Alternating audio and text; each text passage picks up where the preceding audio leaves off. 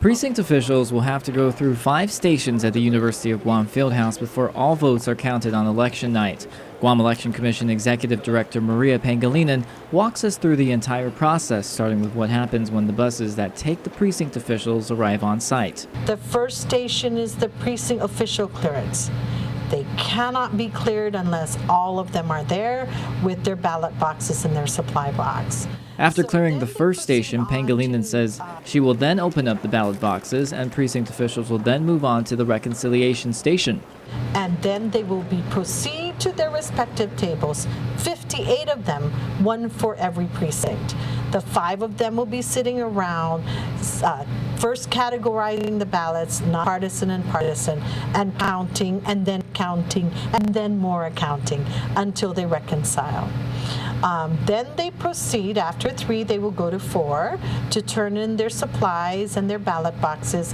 At Station 5, they turn over the cast ballots. At Station 5, Pangilinan adds GEC personnel will take over the cast ballots and precinct officials will be relieved. Partisan ballots go to the tabulating machine side. Nonpartisan ballots go to the manual tabulation counting side.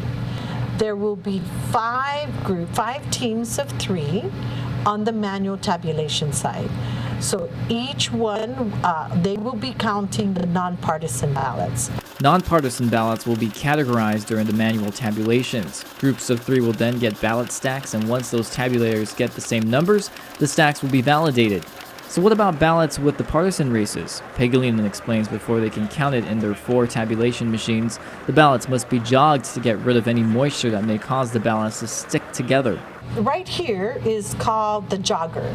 So it's a loud machine. It shakes it up, jogs it, so that it puts the ballots straight through. There'll be a really nice stack when they're fed into the tabulator. A report will be generated once the tabulations are done, and unofficial results will be given out. Certification of the results is up to the GEC Board of Directors. As for any ballot discrepancies during election night, Pangilinan notes that will be looked at by the Reconciliation Committee. It's like a subcommittee of the commissioners, and not all of them, and they will take turns, I believe.